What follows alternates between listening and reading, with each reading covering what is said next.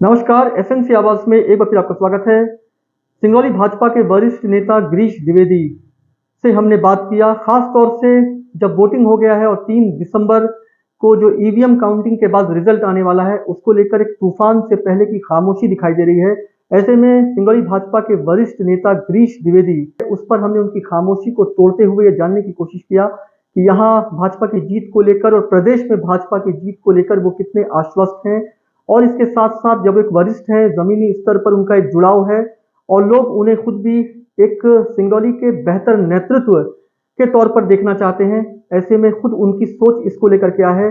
Party में पिछले दिनों जो भाजपा के जिला अध्यक्ष हैं, उनके विरोध में जो कार्यकर्ता लामबंद हुए, इस पर भी हमारी उनसे बात हुई। खास तौर से भाजपा के कई बड़े पदों से वो जुड़े रहे, जिला अध्यक्ष रहे, मीडिया प्रभारी रहे और इसके साथ साथ विकास प्राधिकरण के अध्यक्ष और चुनाव के प्रभारी भी वो रहे। आपका स्वागत है। नमस्कार, आपका भी स्वागत है साहिब जी। सबसे पहले तो ये जानना चाहेंगे कि एक कड़ा मुकाबला दिखाई दे रहा है। हालांकि अब सिर्फ और सिर्फ जो है जनता का आशीर्वाद किसे मिल रहा है और ईवीएम का जिन किसे उठाकर सिंहासन तक पहुंचाता है, तो जीत को लेकर क्या कहेंगे और कितना आश्वस्त? देखिए, अभी आपने कहा कि कड़ा मुकाबला चल रहा है या दिख रहा है, ऐसा कुछ भी नहीं है। मैं भारतीय जनता पार्टी की जीत के प्रति पूर्णतः आश्वस्त हूँ, क्योंकि जो उम्मीद थी कि कांग्रेस लड़ाई में रहेगी, टिकेगी, वो कांग्रेस पूरी तरह से बिखरी हुई नजर आई, पूरी तरह से थकी हारी और कहीं भी मुकाबले में कांग्रेस दिखी नहीं। इसलिए मुझे लगता है कि मध्य प्रदेश में भारतीय जनता पार्टी की एक तरफा विजय हो रही है। किसी को शंका नहीं होनी चाहिए। हम लोग लगभग 230 में से 160-65 सीटें जीत रहे हैं। पूरी जो लाडली बहना योजना थी माननीय मुख्यमंत्री जी की, उन बहनों ने अपने कंधे पर इस चुनाव को ले लिया था और हर जगह ये बात थी कि नहीं, हमारे शिवराज भैया लड़ रहे हैं, हम लोग साथ में। लाडली बहना की बात हो रही है, लेकिन लाडली जीजा तो कुछ नाराज लग रहे हैं। बेरोजगारी और तमाम ऐसे मुद्दे हैं जिससे लगता है कि लोग जो है एक अलग तरह की बातें कर रहे हैं। देखिए, जहां तक नाराजगी की बात है तो मुझे लगता है कि मध्य प्रदेश के इतिहास का पहला ऐसा चुनाव है जिसमें कहीं पर भी सरकार के प्रति जरा सी भी नाराजगी देखने को नहीं मिली। किसी भी तरह की एंटी इनकम्बेंसी, हमारे विरोधी दल भी ये कहीं नहीं कह पाए कि नहीं, सरकार के खिलाफ कोई वातावरण है। ये चुनाव पूरी तरह से विकास के मुद्दे पर और विशेष तौर से जो हमारे मध्य प्रदेश के मुख्यमंत्री शिवराज सिंह चौहान जी की योजनाएं हैं, देश के प्रधानमंत्री मोदी जी की योजना है, उनके आधार पर लड़ा गया। और भारतीय जनता पार्टी पूरे विधानसभा में, पूरे मध्य प्रदेश की बात मैं कर रहा हूं, पूरे मध्य प्रदेश में एक तरफा विजय की ओर बढ़ी है। पहले शुरुआती दौर में लग रहा था कि कांग्रेसी कुछ शायद पराक्रम दिखाएं, लेकिन कांग्रेस के कोई भी नेता है, सिंगरौली में तो कोई आया ही नहीं, आप खुद देखने वाले हैं। जो पूरे प्रदेश की भी हालत रही, हमारे मुख्यमंत्री जी ने 150 से अधिक सभाएं अकेले की, चुनाव सभाएं, और उससे एक वातावरण उठकर खड़ा हुआ। हमारे प्रधानमंत्री जी भी, गृह मंत्री जी भी, देश के और तमाम वरिष्ठ नेताओं ने पूरे मध्य प्रदेश के कोने कोने में सभाएं की, लोगों से जनसंपर्क किया और उसका परिणाम यह है कि भारतीय जनता पार्टी को एक तरफा विजय, जो इस तरह से 2019 में लोकसभा की लहर थी, उसी तरह से अभी विधानसभा में मध्य प्रदेश में भारतीय जनता पार्टी की लहर है। 3 तारीख ज्यादा दिन दूर नहीं है, आप सब खुद देखेंगे कि परिणाम चौंकाने वाले आएंगे और भारतीय जनता पार्टी को एक तरफा विजय मिलेगी। अच्छा, कुछ जो एग्जिट पोल हैं वो कांग्रेस को एक तरफा बढ़त दिखा रहे हैं। उत्तर प्रदेश की बात करें तो क्या आपको क्या लगता है कि इस बार कांग्रेस की जो बातें हो रही हैं वो, क्योंकि पिछला जो जनाधार है वो भी कहीं ना कहीं कांग्रेस के साथ था और राज्य के उथल-पुथल ने जो है फिर से एक बार भाजपा के हवाले गिर दिया। देखिए, जो पिछला चुनाव था, हमारे यहाँ सिंगरौली जिले में भी उसका थोड़ा हिस्सा आता है, सिहावल विधानसभा। मात्र इस संसदीय क्षेत्र में वही एक विधानसभा थी जिसको कांग्रेस जीतने में सफल हुई। लेकिन अभी जो मैं देख पा रहा हूँ तो वो सीट भी कांग्रेस के हाथ से फिसल रही है। और इन्होंने क्या एग्जैक्ट पोल है, कहाँ से ये सर्वे कराते हैं, मुझे नहीं पता है। मैं सिंगरौली जिले की एक एक सीट को बता रहा हूँ, भारतीय जनता पार्टी अच्छे बहुमत से जीत रही है। मतलब सिंगरौली के संदर्भ में हम लौटते हैं, आपकी टहनियों, भाजपा की टहनियों से अलग हुए चंदे विश्वकर्मा जो बहुजन का दामन थामे हुए हैं, उनकी बात हो रही है और काफी कुछ हो रहा है, वो भाजपा के लिए कितनी बड़ी चुनौती हो सकती है? देखिए, भारतीय जनता पार्टी के लिए कोई चुनौती नहीं है। संजय जी हमारे पार्टी में जरूर कुछ दिन रहे, पहले वो दूसरे दलों में भी रहे हैं, पर मेरा सिर्फ ये कहना है कि इस बार जनता ने ये देखा ही नहीं कि दल प्रत्याशी कौन सा है दूसरे दलों का। सिर्फ भारतीय जनता पार्टी के जो विकास कार्य थे, मोदी जी की और शिवराज जी की योजनाएं थी, उनके आधार पर वोटिंग की है। और भारतीय जनता पार्टी कहीं भी, मुझे नहीं लगता कि किसी भी बूथ पर चंदे विश्वकर्मा या कोई अन्य हमारे वोटों को प्रभावित करने में सफल हो। एक सबसे महत्वपूर्ण बात जो है, आपके 3 बार के जीते हुए विधायक रामलल्लू वैश्य सेलेक्ट किए गए और उनकी जगह रामनिवास शाह है। सबसे बड़ी बात यह है कि शुरू में जो विधायक है उनका एक विरोध दिखाई दिया और वो विरोध मीडिया के गलियारों तक पहुंचा, बातें बहुत हुई, फिर उसके बाद जो है वो साइलेंट मोड पर दिखाई दिए। तो और एक अलग तरह की बात भी होती रही है कि एक खास तरह का वर्ग है जिनको कहीं ना कहीं अवॉइड करती रही है भाजपा। तो पिछले बार वो विरोध मेयर के चुनाव में भी दिखाई दिया और इस बार के चुनाव में भी जो लोग साथ में हैं वो उनकी जो महत्वाकांक्षा है वो पार्टी को कितना नुकसान पहुंचा सकती है, मतलब डैमेज जो है जो दिखाई दे रहा है। साथ में रहना और होना और साथ में रहने की बात और है और ईवीएम में बटन दबाने की बात और है। तो ये जो खासतौर से सीधी में भी आपने देखा एक विरोध दिखाई दिया, जो केदारनाथ शुक्ला है उन्होंने निर्दलीय वो चुनाव में खड़े हैं और भाजपा के जीते हुए विधायकों को हटाकर जो ट्रैक करने वाली है चीजें, इस पर क्या कहेंगे? देखिए, भारतीय जनता पार्टी को पार्टी विद डिफरेंस कहते हैं।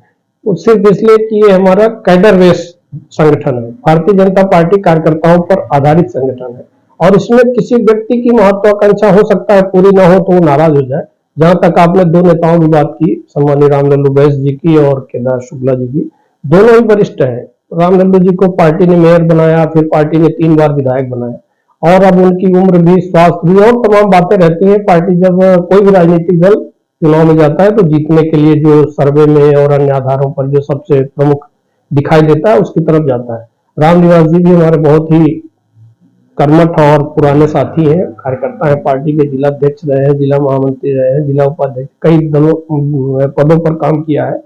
तो इसलिए पार्टी को लगा कि रामनिवास जी की तरफ जाना चाहिए और पार्टी ने निर्णय किया। और मुझे लगता है कि चाहे कोई भी व्यक्ति रहा हो, चाहे वो सीधी की ही बात हो चाहे कहीं भी, जो व्यक्ति प्रभावित हो सकता है अपने निजी उससे कि हमारा पद जा रहा है या कुछ, लेकिन हमारे कार्यकर्ता या जो भारतीय जनता पार्टी के वोटर हैं वो कहीं प्रभावित नहीं हुए हैं और दोनों सीटें यहाँ की भी और सीधी वाले भी भारतीय जनता पार्टी जीतेगी। जीते हुए विधायक जिनको रद्द किया गया या हटा दिया गया, तो उनकी महत्वाकांक्षा और खास तौर से उनको अचानक हटा देना, एक जो विरोध दिखाई दिया, ये उनके उम्र को लेकर पार्टी चाहे जो भी कहे, लेकिन वो खुद तो जिस तरह से चीख कर चिल्लाकर अपनी बातें रख रहे थे, उससे ऐसा लग तो नहीं रहा था कि वो इस रेस से बाहर होना चाहते हैं। देखिए, कोई भी व्यक्ति राजनीतिक पद पर है और वो है तो वो बाहर होना चाहे ऐसा नहीं है। स्वाभाविक है कि उसकी इच्छा रहती है कि लोग मेरे पर ही विचार करें, लेकिन जो निर्णय करने वाले लोग हैं वो देखते हैं कि नहीं, कई तरह से देखा जाता है, जीत हार का भी, आप इतने दिन रहे भी, उम्र का भी, नई पीढ़ी को भी मौका देना है। इसलिए स्वाभाविक रूप से मुझे लगता है कि ये स्वाभाविक प्रक्रिया थी। जब भी किसी सीटिंग एमएलए का टिकट कटता है किसी का भी, तो स्वाभाविक रूप से मनुष्य के स्वभाव के कारण थोड़ा बहुत नाराजगी आती है। अच्छा, मेयर के चुनाव में भी बहुत बड़ी बड़ी बातें हो रही थी और खुद आपका भी एक वर्जन आया था और आपने कहा था कि हम निश्चित है हम उस जीत तक पहुंचेंगे। वैसे भी सिंगरौली को भाजपा का एक बेहतर और बहुत मजबूत किला कहा जाता है, लेकिन मेयर में जिस तरह से आम आदमी पार्टी ने इंट्रेंस लिया, जीत हुई, तो निश्चित है कि वो भाजपा के काम खड़े कर दिए। ठीक उसी तरह से विधानसभा चुनाव में 3 बार के जीते हुए विधायक को हटाना, एक नाराजगी, एक अलग तरह की चीजें, और वो चीजें क्या इस बार आपको नहीं लगता कि उस दावे के बाद इस बार स्थितियां खराब होंगी तो आकलन करने की जरूरत पड़ेगी? नहीं, मुझे नहीं लगता कि इस बार स्थितियां खराब होगी। देखिए, मेयर का चुनाव अलग था और विधानसभा का चुनाव अलग है। मेयर का चुनाव निश्चित रूप से आम आदमी पार्टी जीत गई और उसका कारण था कि जो प्रारंभिक क्रेज था केजरीवाल जी का, लोगों को लगा वो आए, बड़ी बड़ी बातें किए तो ये उनके झांसे में आ गए। खुद अगर आपकी बात करें, काफी वरिष्ठ हैं, जमीनी स्तर से जुड़े हुए हैं और पार्टी में एक प्रभाव है और लोगों के बीच भी एक प्रभाव है, ऐसे में खुद आप अपने को कहाँ पाते हैं? क्योंकि महत्वाकांक्षा के साथ साथ पार्टी की जीत के लिए जो भी रणनीति, जो भी कार्य होता है उसमें आप अपने आप को रखते हैं, तो फिर आप क्यों नहीं? देखिए, आप तो हमारे मित्र हैं इसलिए हमारा इतना वो कर रहे हैं, लेकिन सही स्थिति है कि मैं भारतीय जनता पार्टी का एक छोटा सा कार्यकर्ता हूँ और पार्टी मुझे जब जहाँ जो काम देती है तो मैं करता हूँ। और मुझे लगता है कि मेरा वैल्यूएशन पार्टी के लोग कर रहे होंगे और जब जहाँ उचित लगेगा तो मुझे भी अवसर देंगे, पहले भी देते रहे हैं। इसलिए मुझे खुद को लेकर कोई अहंकार या कोई ऐसा नहीं है कि नहीं मैं बहुत ही इम्पोर्टेंट हूँ।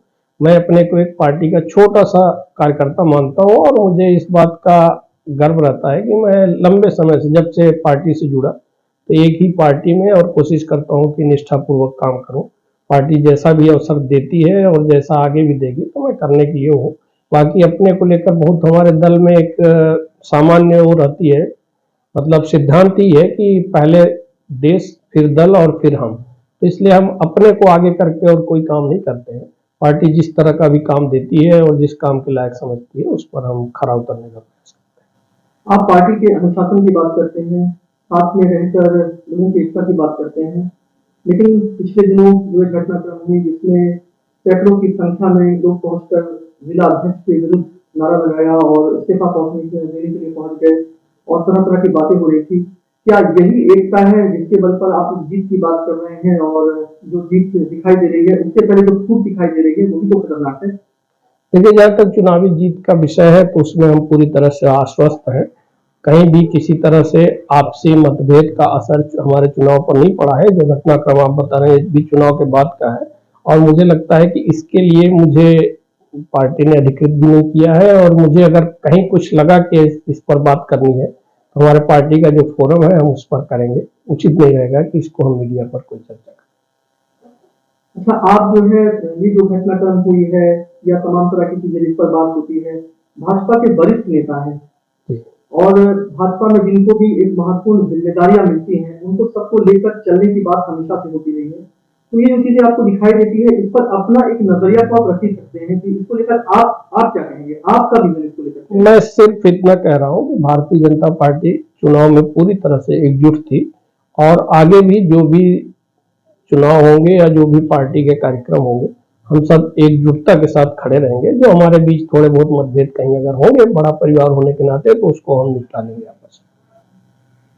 भाजपा की सरकार बहुत सारी कल्याणकारी योजनाओं के बल पर यहाँ जीत के सपने बुन रही है और निश्चित है कल्याणकारी योजनाएं हैं तो बात क्यों ना हो, लेकिन जिस तरह से सिंगरौली में दुर्घटना हो रही है और इसके साथ साथ बेरोजगार अपने जिस दर्द को लेकर लगातार निराश हो रहे हैं, तो ये चीजें जो है वो भाजपा आखिर इसको क्यों ठीक नहीं कर पाई। क्योंकि एक चीज और कहना चाह रहे हैं कि लगातार यहाँ पर भाजपा की सरकार रही है और इस बार जो आपका विजन रहा है उसमें सबसे महत्वपूर्ण चीज बेरोजगारी भी रही है। तो क्या 3 बार जो सरकार यहाँ पे रही है या जो 3 बार के विधायक यहाँ पे रहे हैं, क्या उनका विजन पहले बेरोजगारी नहीं थी कि इस बार भी इसको आपके जो मैनिफेस्टो है उसमें इसको सबसे प्रायोरिटी में रखना पड़ा, पहले क्यों नहीं रखा गया?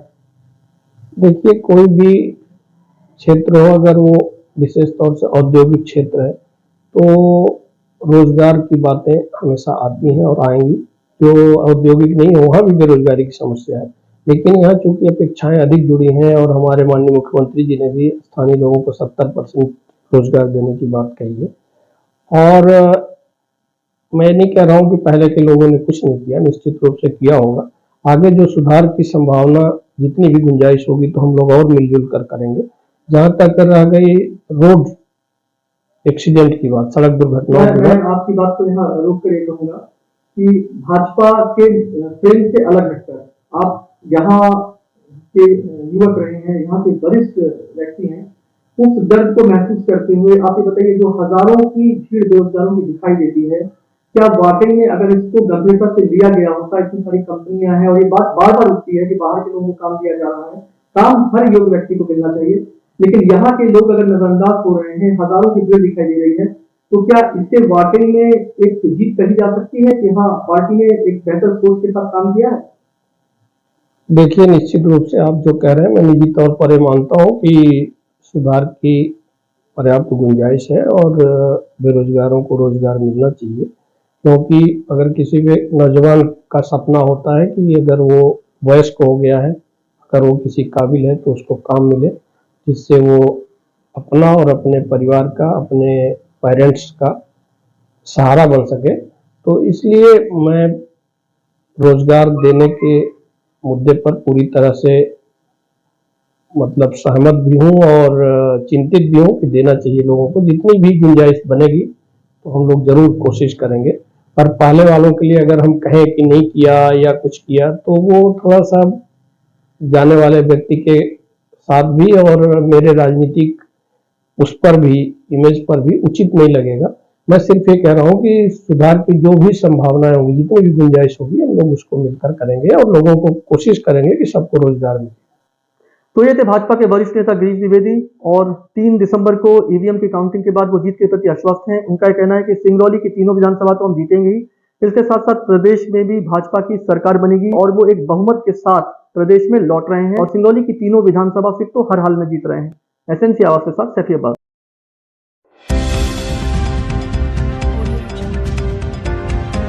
आप देख रहे हैं एसएनसी आवाज सैफी अब्बास के साथ।